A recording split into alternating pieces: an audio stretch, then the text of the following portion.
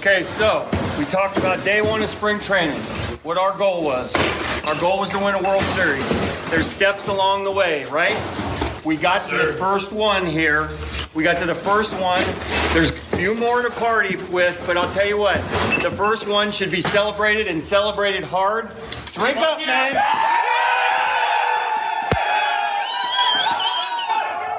My name is James. My name is Joey. And this is the Brothers Padre. James. Years and years and years ago, you were asking me when we were young boys, let us be fans of this team in our hometown. And I'm like, okay, let's do it. And the first year I follow this team, they go to the playoffs. I'm like, wow, this is pretty fun. This is going to be a fun time. I can't believe I'm following something so fun. And then 7 years later, we go back to the playoffs. And then 1 year later, we got back to playoffs again. And I'm like, this is pretty good. And then 16 years later, which is today, the San Diego Padres have clinched postseason glory and have entered the postseason for the Major League Baseball season of 2022. Good. We knew we were going for it. Yeah, We knew we had the team and the talent. It was just, we're Padre fans. Oh yeah.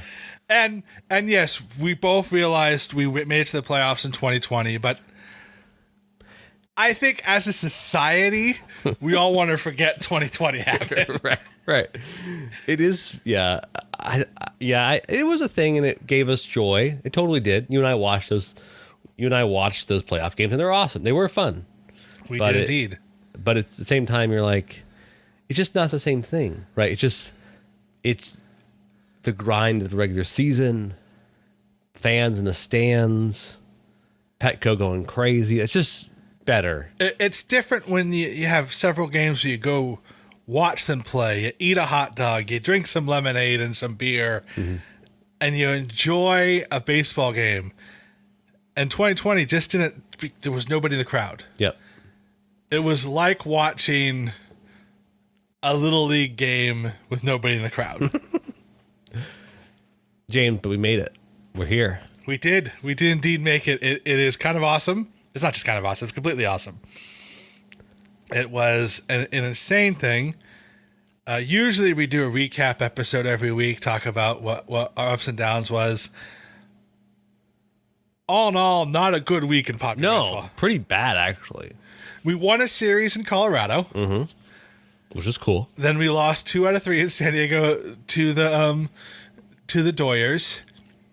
And we didn't want to do a recap of that because I can't do another recap where we end with losing another series to the Los Angeles. So let's just okay. We said we're not going to do another episode until we clinch. All right, and here it is, Sunday, October 2nd. We have clinched. It's we've only won 2 games in the last 6. Yeah, it's not. It doesn't feel like we're going into this full speed ahead. But you just got to get the dance, James. You know what I mean? Yes. You know, I feel like every great movie about the loner dancer, he didn't want to go dance. Oh, man, I don't know. I'm not one of the cool kids. But it goes up to dance floor, and all of a sudden, you know, you've seen this movie at least a dozen times. Honestly, I don't think I've ever seen Footloose. So, no. I am describing the seminal dance movie, Footloose. Have you ever seen Footloose? I mean, yeah. Because isn't there like a town council involved at some point? I don't know. But I'm trying to say is that it's an underdog story. And why you chose dancing over all of the other underdog stories? My goodness. Well, we got to get to the dance. We're getting to the dance, and we're gonna dance people's butts off. That's all the things. That's the underdog story I'm going for. You've left me confused. I will say one thing, sports related. I think that this season, I'm just happy we're here. You know, this team has been wildly inconsistent this whole year. but generally good. Yes. I'm just happy we landed generally good. Yeah, and today we clinched the playoffs, not because we won, Right. not like the Mariners with the walk-off home run. We won because the other team that's shooting for the playoffs has had a worse week than us. Yeah. That's all you need, though, At one point, I had 2 TVs set up. Yeah. I was watching the Padre game and the Brewers game. I've learned more about the bullpen depth of the Miami Marlins than I care to know, I'll be honest. That game lasted like 12 innings. It's too many innings. Too many innings. Yeah, I'm just happy that we're here. I'm so stoked to watch it and to see fans in the stands while we're playing the games, and it's just nice to see. It's a long time coming. I think we should have been here last year, and we weren't.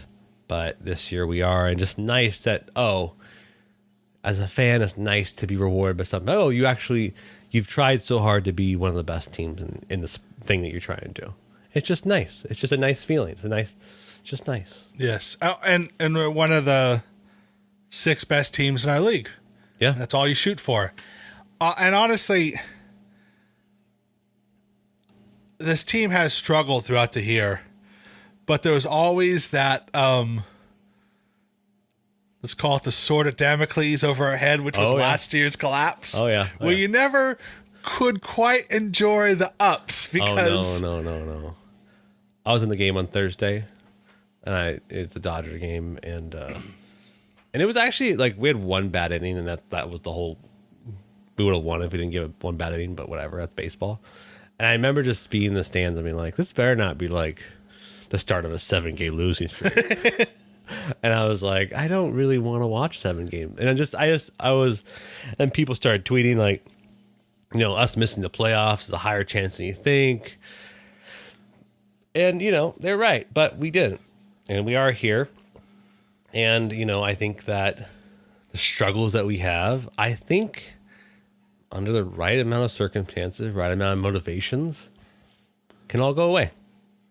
The Nationals won it all, being a very scrappy, similar team.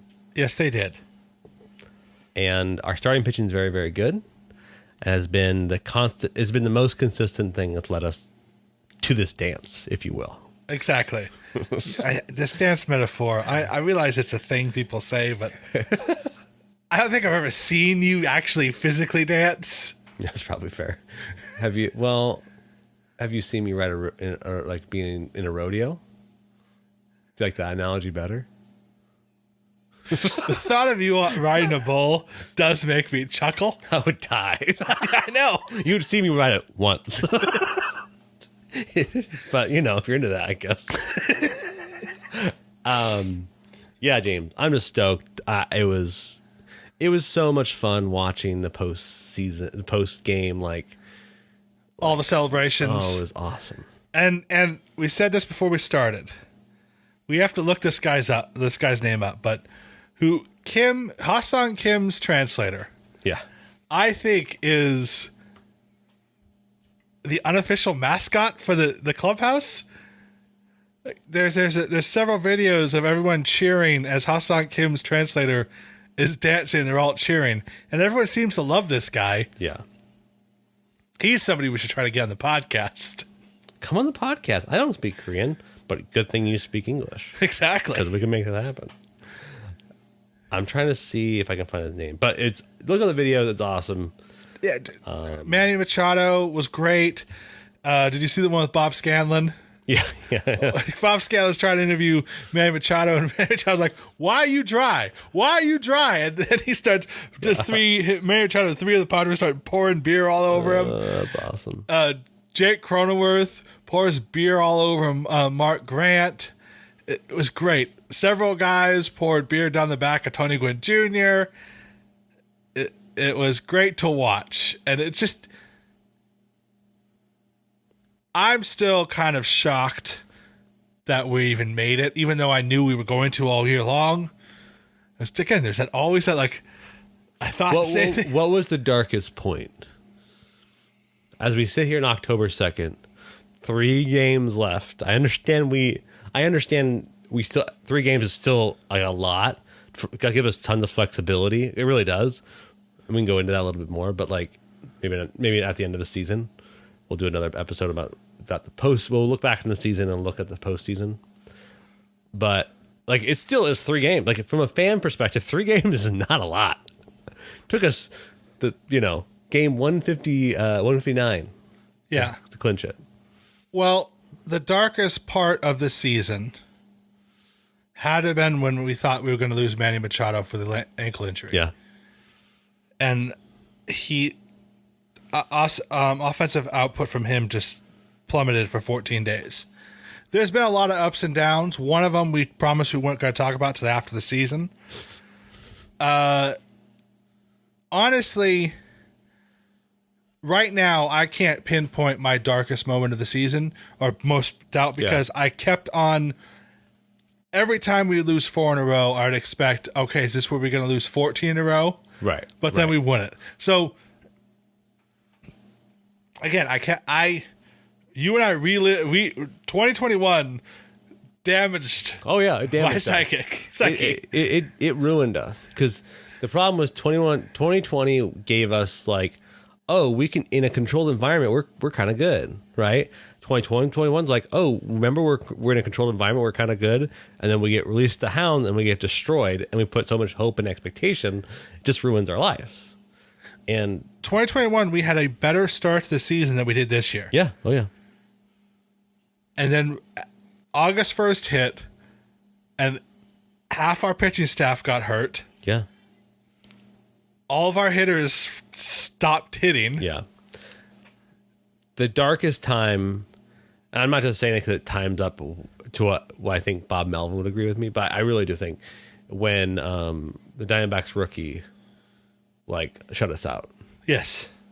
Because it was because in 2021, there was 2 series in a row where Diamondbacks rookies destroyed us and won through a no-hitter against us. And I was just like, I was flashing back. I was like, oh no, we're going to be doomed. And I thought at that point, oh, Diamondbacks pitchers, rookies are destroying us. I didn't know that suddenly the Diamondbacks have upgraded their pitching organization. And that's what they do to everybody now. They're now producing incredibly good young pitchers now and young hitters, which is just cool. Very cool. And just that was my darkest point because I think in the All-Star break I was fine, but in August, September, I was like, this is making something terrible. But it wasn't. I'm very thankful. Very thankful to watch the sport and the team that I root for get this far. I agree. And I see that. And then after that one series in Arizona, then we heard they had a team meeting. Jake Cronenworth wrote, "Burn the ships" on the whiteboard. And we turned it around. We're now in the playoffs. Hugh Darvish is a legitimate Cy Young contender. I mean, he will get some votes. He won't win it. Right. Blake Snell's pitching like Blake Snell again. Mm. Joe Musgrove is on point.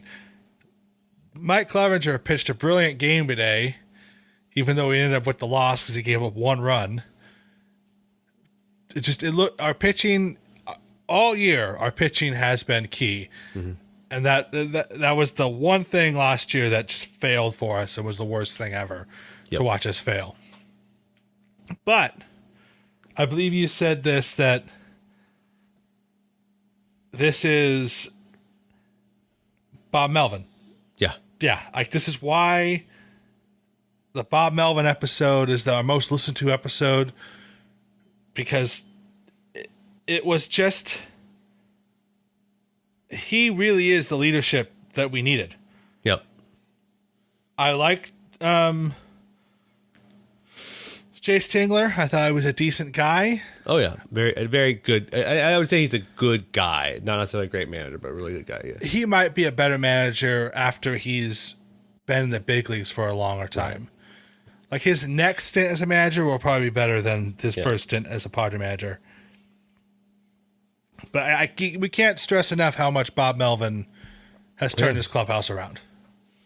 Yeah, I mean, the strong, mature presence of a senior manager that everyone respects. Like it's so noticeable. I mean, even in the way he handled the celebration is exactly how you expect like a guy of his caliber. Like you added the clip at the beginning of this episode, obviously, of his celebration speech. It's very cool. That's like the liveliest he got. Yeah. He was like, yeah, we should celebrate. This is great. This is awesome. But it's like, there's work to do. And it's like, and that's just cool. And he brings a level-headedness and presence to that clubhouse that when things got crazy, he played the anger card at the right, not anger, just the frustrated coach card at the right time, which takes, you can't really learn that. It's something you have to, well, you can learn it, but just something you just like pick up from just reading a book about management. It's years and years of this. And also you have to know the room. You have to know your players. You have to know your guys. You have to know when to push and when not to push. It's very obvious him and Manny Machado have a relationship. Oh, yeah. Because he knows, this is the leader of the clubhouse. If I have him on my side, I have the team on my side. Mm-hmm. Yeah, I think I think we can obviously, we're going to talk about this in the next episode, looking back at the season. There's very obvious key players that have led us here. But without him, it doesn't really matter. We can get all these players, because, every trade deadline person we've got had issues or has issues, right? And, a lesser manager probably wouldn't, I'll probably call this out one thing we'll talk about more, like Josh Hader being fixed by Ruben Niebla, right? Also requires Bob Melvin the guts to be like, yeah, I'm still running you out there. I'm going to have you get fixed in no time at all. Really, like if you really think about it, like August 1st to now is not a lot of time. And in that time, Josh Hader got destroyed, got lost to closer role, got his timing right with Ruben Niebla, and Bob Melvin worked him up to be the closer again. And that's very gutsy. It just is, and to make those decisions, it takes a lot of grit and it takes a special manager to do that. I agree. Absolutely agree. And because he knew for the team to be a championship team, we needed Josh Hader to be Josh Hader. Yeah. And you had to get him right. And and you can see him still trying to do that with hitters. I mean, even though we lost today, Josh Bell got 2 hits today. Yep. I can't remember the last time Bell has ever gotten 2 hits for us as a Padre. This is not on our notes, so I'm going to throw a curveball at you. Okay. Not a literal curveball. I don't know how to throw a literal. I know how to hold a literal curveball. I just don't know how to. I don't know how to do a 12-6 motion to make it curve down to. You hold it like this, and then you rotate your finger. This is exhilarating for our audio listeners. And then you spin it. Show me again on an audio like medium. This, and then it releases. Oh wow, cool! Everyone loves that. Curveball was the only pitch I could throw when we played baseball as kids. Right. I could only throw it like 30% of the time. And what's cool about curveball is like people say I would throw a curveball, but like now it's like I can tell when someone, especially if you're not actually a pitcher, like you're about to throw me a curveball. you're really telegraphing this motion. Regardless, I'm going to throw you a loop. I think the next 3 games of the season, the last 3 games, should be wacky lineups. I think Josh Bell should lead off. I think Trent Grisham should bat second just to fix them, just to give them reps. It's not going to happen, but I think it'd be a great idea. Capizano should start a couple games. Oh, yeah, he definitely, yeah. Whoever's the least hungover catcher. Will Myers. Like they're all going to take breathalyzers in the morning and see who's still drunk, and you're not going to play. Yeah, we might see Webby Rivas back. Oh yeah, they're going to be like suddenly like tons of call-ups. It's like 5 people are optioned today. Oh, they'll be back. They'll be back tomorrow once they're sobered up. Oh man. Yeah, I think I would love to see a lot more reps going forward before the postseason, and I think Trent probably gets more reps to figure that, because right now, we'll talk about it a little bit. later, but right now center field and So basically, this whole episode, yeah. we're celebrating the Padres. It Yeah, doesn't sound yeah, like yeah, it so far, but Thursday we're going to release this episode all talking about what we need to do for the playoffs. yeah. We're here though, man. We're here. We're here. It's just we're shocked watching the videos of them celebrating in the clubhouse. I think made it real for me. Oh yeah, because it was so awkward when the game ended and they lost, and then the guy rolls out with all the shirts being like they clinched, and you see Jake Cronenworth being like, "But we just lost." We're supposed to be excited. It was like this weird, awkward, and then Cabasano, who was on the bench, all like, "Woohoo, we won Clinch Division." Everyone who played that game day was like, "Ah, man, I gotta switch into party mode all of a sudden." And real fast, Liam Hendricks. I don't know if you saw that. He clapped. He gave recognition to the Padres who were on the field. Be like, "Congratulations." Very kind from the Australian grumpy man, Liam Hendricks. Is he grumpy, or is he just has that typical outback look face? I don't know. I mean, we should definitely interview someone from Australia to figure this out. That's definitely within our purview of our listenership. That they're very interested in listening to us talk about the intricacies of the emotion of Australians. I mean, he definitely has a grumpy face, but also He also swears a lot. he does swear a lot. But have you ever met anybody from Australia? I don't know. Maybe that's them like just breathing. Maybe you have to swear to breathe. They use the C word every other. I know. But we're sufficiently off topic, I think. We are. Why are we talking about Australia? As we all know, Australia is entirely inhabited with criminals. Yeah, but seeing them celebrate the champagne was like, oh, this is real. We're a postseason team. We're gonna stress about. You and I watch a lot of games, so we stress about every pitch anyway. And now we're really gonna stress about every pitch now. Yes, we are. And we're gonna be like, oh my gosh, I can't wait. It's gonna be awesome. Starts on Friday, Saturday, and Sunday will be the wild card series. And I'm excited. Yeah, be fun. we're either going to play the Phillies or the Cardinals. Yeah. Yeah. No, we're gonna play the Cardinals or the Mets. Brewers or Mets. Yeah. Braves or Mets. Braves and Mets, that's right. The Braves swept the Mets tonight, so the Braves have to lose all remaining games, and the Mets have to win every other game. Too. But it does not seem likely. Most likely it'll be Mets or Cardinals. Depending on where we end up. If we end up on the 6th seed, we'll play Cardinals. 5th seed, we'll play the Mets. My friend Vince, who was at the game today, Yeah. he thinks we should lose the next 3 games on purpose Yeah. just so we could play the Cardinals. Our best baseball, I really think that our best baseball were against the Mets and the Braves I agree. all I season agree. long. The Braves were a good team when we faced them. Same thing with the Mets. We beat them. We won season series. We beat them both. I know. We went 2-4 against the Cardinals. I'm aware of that. Yeah.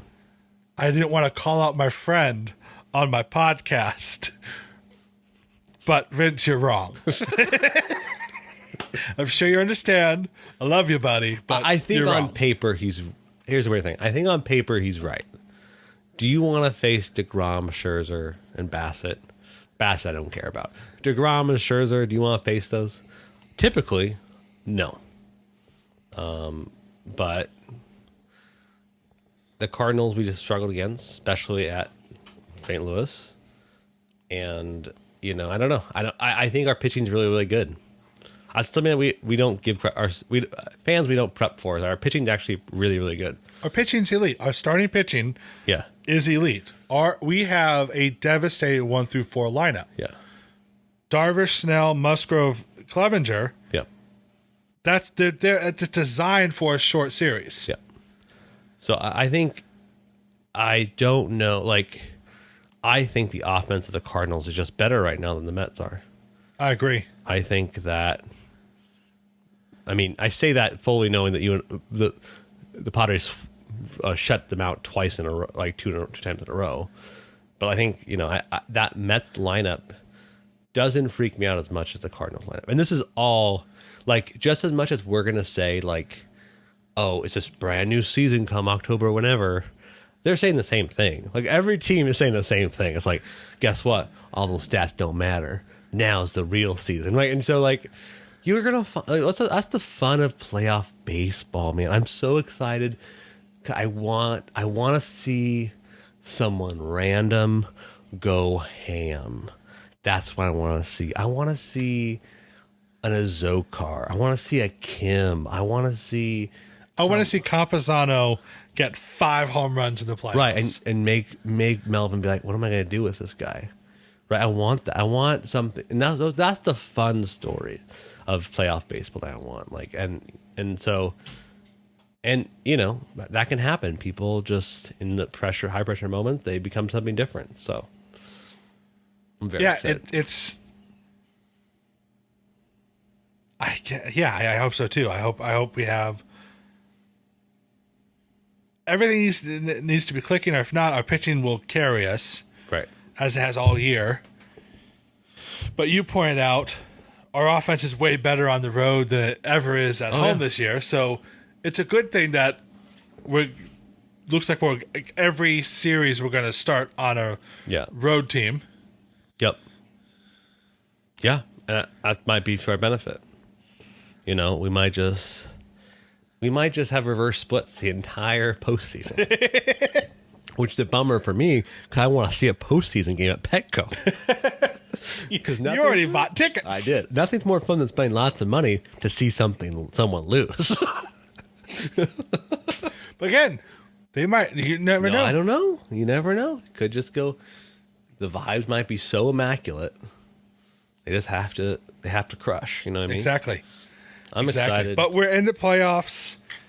Manny Machado's leading the National League in WAR.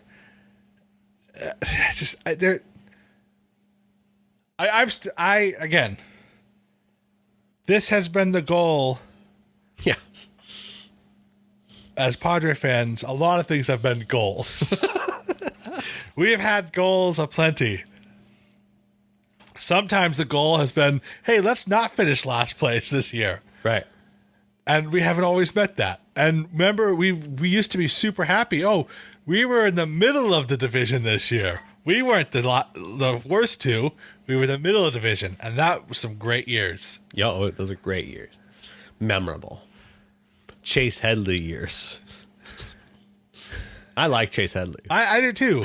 I mean, that 1 year he was good. that 1 year he got MVP votes. But the whole early 2000s, Ryan Klesko, Phil Nevin era. Oh yeah. We were always a middle of pack team. Fun to watch. Yeah. But we knew we weren't going to go anywhere. And then there was that brief stint in the 2010 and 11ish where we were really good, and then after that 10 years of frankly forgettable baseball. Oh, very forgettable baseball. The only bright spot, and I've said this before, has been Will Myers in a lot of those years. And can we give a second to say, if this is truly Will Myers' last year as a Padre, I know people have ragged on him, but what else would you? I mean, he didn't turn out to be a superstar, but he has played a ton of games. He's been a great team player. He loves the fans, and he's been consistent. I've always liked Will Myers, and I would hate to see him go. Yep. He's done everything he's been asked to do. Exactly. Which is a lot of highly paid athletes will not do. And so I just, seeing him happy, in today's celebration was awesome. How awesome would it be if Will Myers breaks out in the playoffs? Do you have Goosies? I got Goosies. I just got. He stepped up to plate. Clayton Kershaw on the mound, game 1 of the NLDS, and he hits 3 home runs. Like in one swing of the bat. It's like somehow mathematically impossible, but he did it anyways. I would love to see Big Willie season.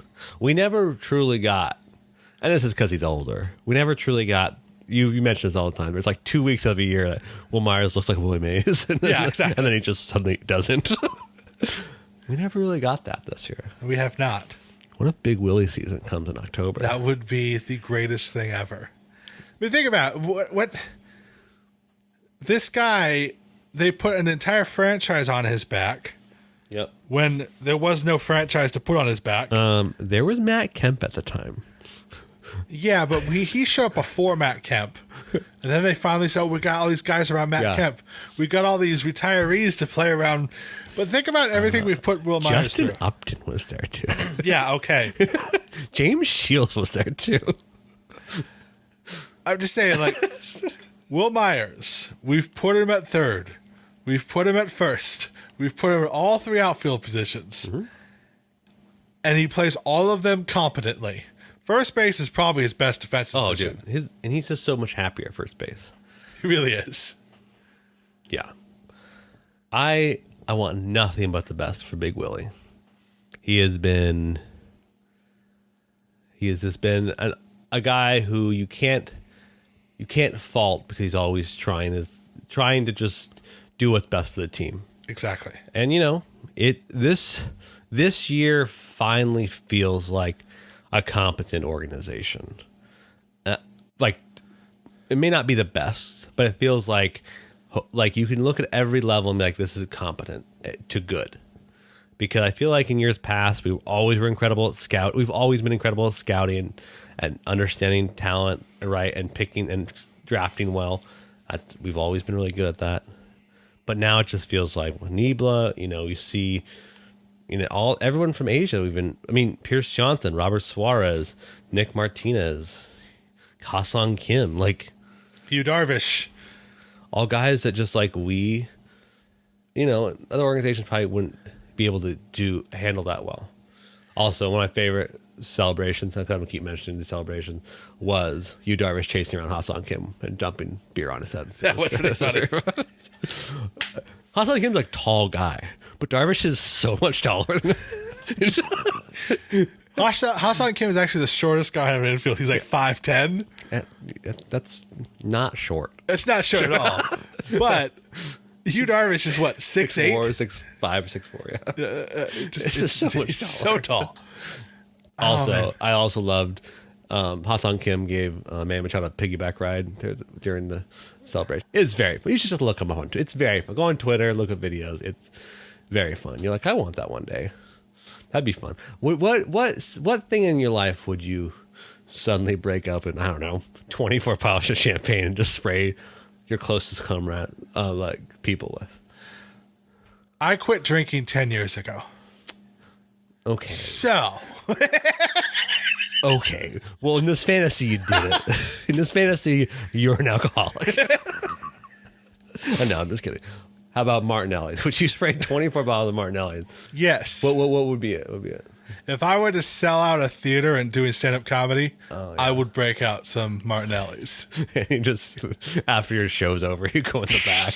There's just there's the plastic drapes over everything. People are like, but he totally bombed tonight. Doesn't matter.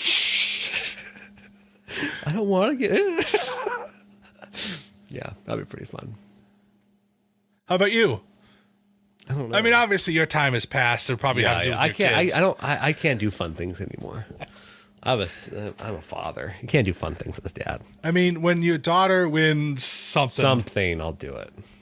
When she becomes the first female second baseman in baseball, I'll do it. Sure. Other than, yeah. That's about it. I live a pretty boring life. I don't have much to celebrate. Yeah, I'm just stoked. I'm just stoked to have something to watch for meaningfully and look back on. And you never want, even it's much easier to be critical of a season you went somewhere than when you didn't go anywhere. And being 500 isn't going somewhere. Correct. Getting to the dance is going somewhere. Sorry, going to the rodeo. Sorry, going to the store. Going to the playoffs. Making it to the show. I just Yeah, The thing is, every time you say going to the dance, I have Garth Brooks's "The Dance" stuck in my head now. Yeah. Yeah, I for someone who supposedly has never seen Footloose but knows about Garth Brooks' The Dance, yeah, there's a Venn diagram there that just like that doesn't exist except for you. I was a teenager in the 90s where Garth Brooks was everywhere. Sure. I was not a teenager in the 80s when Footloose came out. I don't know, man. I have my doubts. I was going to say, this feels a lot like the show, if you want to do something that isn't a sports analogy, but a sports movie, Whiplash, you know, the drummer movie? Yeah. It feels like, what part of Whiplash is it? Is the teacher that hates us? Where does he fit in this? That's Twitter. So.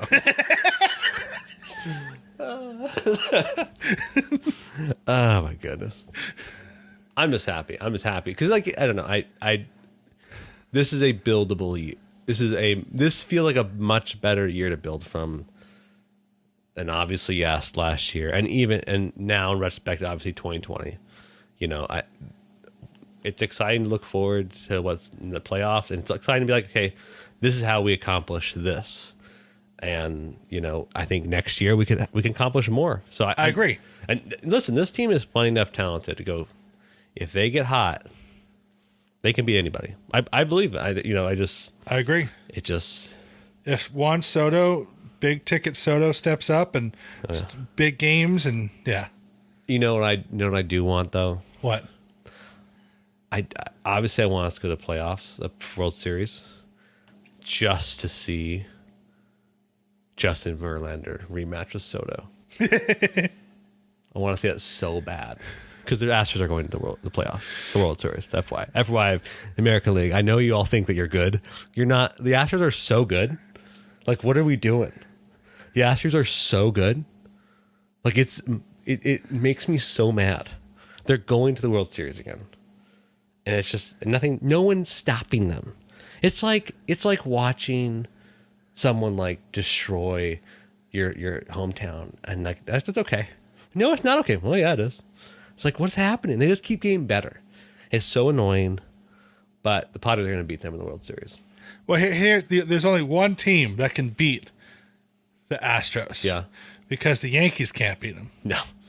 Any of the top tier teams in the American League cannot beat the Astros. Yeah. The Seattle Mariners can beat the Astros because they're that scrappy team. Yeah, they're pretty scrappy. And if baseball is truly as romantic as we think it is, they can beat the Astros. Mariners Padres World Series would be pretty fun. Might be the lowest viewed World Series of all time, but it'd be fun. We would have to stop talking to our Seattle relatives. Yeah. That'd be a lot of fun. You know, we're sufficiently way off notes now. I think we're like 7 notes beyond the notes we're meant to talk about. I really want the one series I'm looking forward to is the Guardians Mariners series. That's going to be a fun series because the Guardians are a fun team, Mariners are a fun team. That's going to be a fun series. It's going to be a fun series. But Padres are going to play playoff baseball in less than 5 days, James. Pretty awesome. It's pretty awesome. And now the next 3 games, like you said, it just. Do you want to make a prediction? I honestly might think we'll go 0-3. We might go 0-3. I don't know. I mean, the one team that's fallen farther than any team in the National West is the Giants. Oh yeah, their team has fallen apart. Yeah, but we might just throw up whomever. We're definitely not pushing people at all. Musgrove will get the start tomorrow, but after that, I have no idea who else is going to start because technically, Darvish is scheduled to start the last game of the season. It's his turn. He's not going to start. He's going to start game 1. He's going to start. Of course, he's going to start game 1. And so they're lining up for Darvish, Snell, Musgrove. Yeah. They might switch depending on what they decide in the next few games. It could be Darvish, Musgrove, Snell. So Musgrove starts tomorrow. We're definitely going to see Manaea start probably Tuesday. Yeah. And Wednesday, bring up Brian Weathers? I have no idea. I have no idea. You might see. I wonder if we get like a little funny and be like, "Hey, Morahone, you're going to throw 3 innings, right? You're just going to throw. You're getting 60 pitches. Like, do what you can. Like, just try to stretch him out a little bit more." Yeah, I wouldn't be surprised if we call. I wouldn't be like we can call up Jake Groom from the Hosmer trade. He's having a fine year in AAA. You know, yeah. I don't know. I don't know how because Bob is so like, it also wouldn't surprise me if Bob's like, yeah, Machado, you're still playing tomorrow. You know, but you're getting the last 2 games off. I wonder what the next, Yeah, exactly. I don't know what his thought process are. Machado's actually, I'd be very surprised if Machado plays tomorrow. He's played like every single game in this season. I agree. And Soto also has done the same thing. Like, you know, The one thing I will say that I mean, everything about the celebration was pretty cool. yeah, Nabil Chrismat, I was so happy to see him there. because they said they sent him down. He hasn't played. He'd been suffering from dead arm because we used him so much in the early the year, and he was in the he was in the dugout. He was there for the celebration because the Padres wouldn't be where they were without him. Oh yeah, He carried. I mean, him and Nick Martinez has carried the middle of the lineup, middle of the relief. I mean, the Bills' best outings were against the Braves too. They were. I wonder. I don't know.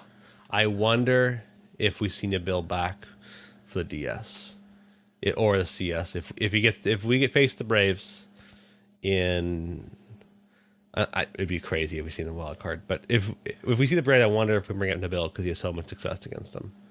And maybe this is the rest he needed. Yeah. I mean, they didn't just send him home with some Cheetos and thank you for the time. No, obviously he's seen, trainers. Is that what you send people home with? Cheetos? Here, get healthy. It was the first junk food that came to mind. Here's some Cheetos. Get healthy. Rest up. Here's some nurturing Cheetos. Hope you don't have white furniture. It was the first junk food that popped in my mind. Give people like protein shakes. I don't know. Whatever. My point is, they didn't send him down.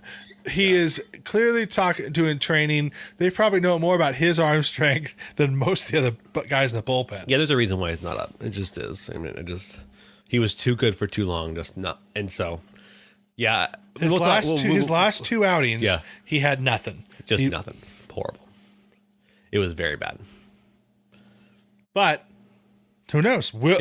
Chrismat might be the ace in the hole for the playoffs.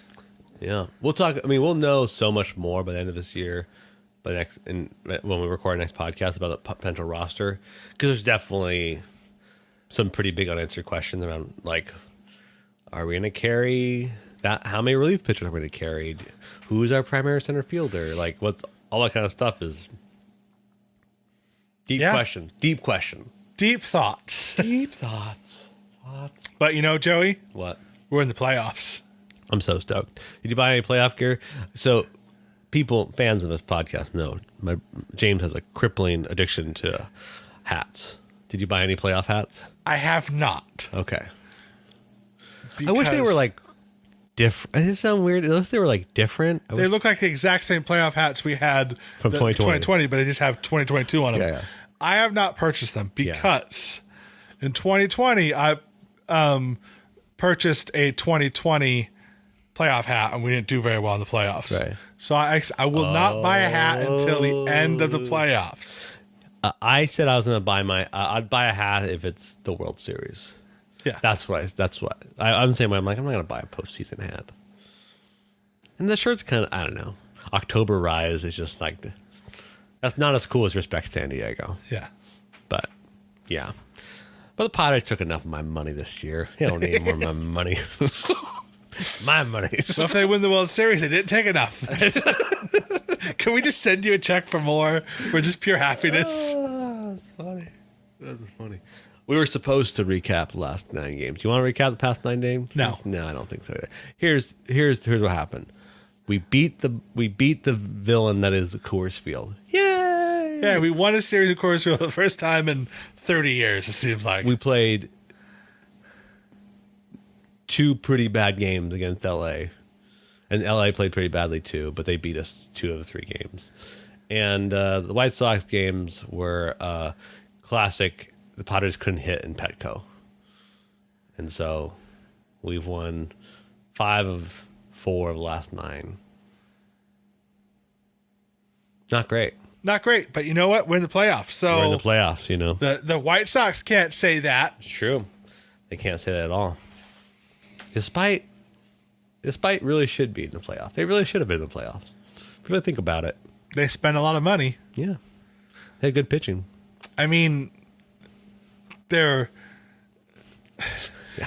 When you have a manager intentionally walking people once you're up 1-2, yeah, you're not going to go far. I was going to say the manager is so delusional he could be the president. Which one? Any of the last 50. Yeah. I'm excited, man. It'll be fun.